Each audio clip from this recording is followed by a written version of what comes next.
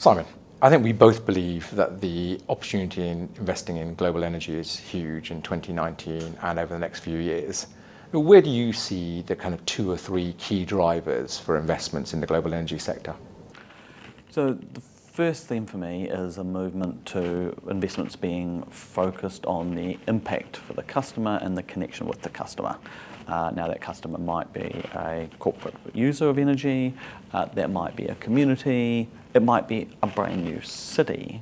And I see that becoming a really increasing driver for investment.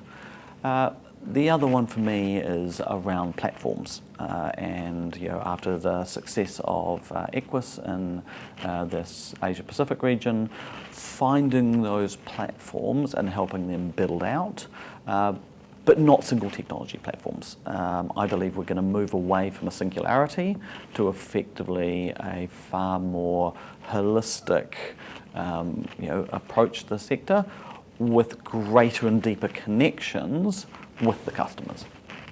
I think that's spot on, and just to build on that, the customer bit feels really important. The integrating upstream into the value chain, I think I see as really important as a driver going forward. So how do I connect capital, projects, markets and customers together to great platforms, investable propositions? The other piece I think is whilst general, the energy transition, you do have to worry about what you do with the old stuff, as well as what you invest in terms of new technologies and clean technologies. So the transition away from legacy, using your assets better and using existing assets better, whether it be transmission or the existing land that you've got existing power station and thermal on, for example, feels really important. And I think that leads you in a direction of where to direct investments over the next few years. Based on those drivers, I think where would you, in the 2 or 3 key opportunities, where would you put your money? So I'd be looking at effectively existing assets and what I can do to upcycle them. Now that might be a gas peaker, which is effectively underutilised. So you then look around that gas peaker and you say, what else can I do with that? Don't just leave these assets behind. We now have the technology and the markets to enable you to effectively say, oh, actually, I've got something which is a diamond covered in dust. I just didn't realise it.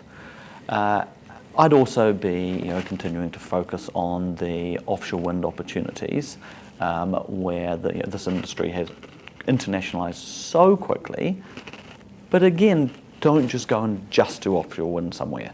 Think about how it fits into that system and what else that system needs, which complements the offshore wind. Well, I love your idea of diamonds covered in dust idea, and for me that also applies to global interconnection or interconnector opportunities, which for me are a critical bit of the puzzle of how you integrate renewables at scale into markets like China, Australia, Europe, North America as well. Getting interconnection built feels like a way of not only integrating renewables, providing flexibility, but bringing new investors who like transmission, but not traditional transmission, new transmission almost. That then brings me on to the theme of what's the next generation of renewables investments going to look like, particularly in more mature markets that are moving beyond subsidy arrangements, Europe in particular, US as well, and Australia, of course. And for me, that's now all about the idea of platforms which build a portfolio of assets with a portfolio of routes to market associated with them. More risk in that, of course, but of course, linking together that idea that risk associated with potentially higher returns than they've traditionally had under either feed-in tariffs or indeed auction regimes. So a mixture of corporate PPA investment, some merchant through traded markets, and then connecting together into hedging structures, which are now enable new investments in renewables today. And we've seen a lot of evidence of that already happening in the Nordics, in Europe, some in the UK, and indeed Australia. Yeah, and I suppose the theme for me actually is it's always interesting to listen to someone and think about it yourself. It's really about integration. And the renewables, we started with this being very separate. It was subsidy driven, people plonked them down, people didn't really think of integrating it.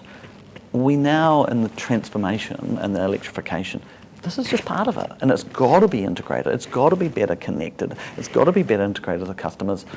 The scale of the opportunity, and it only dawned on me again today, we're not talking about what was the old electricity industry. We're talking about the whole global energy markets effectively moving to renewable energy. And so markets which we used to think of as 10 terawatts, well, we need to take into account the entire energy need of that market but also that ability to transform yourself from effectively a energy importer to potentially a huge energy exporter, and very significant balance of payments. Changes which 10 years ago, they weren't on anyone's horizon. That, to me, is when we look at the real transformation that's going to happen. I think that's absolutely right. And then one final point there, which is, of course, the future of energy demand will be driven by electric vehicles. And that suddenly changes the demand landscape for that new renewables, clean technologies, which are going to provide more evolution in those structures and more integration through the value chain, which is really, really exciting, I think, for both of us.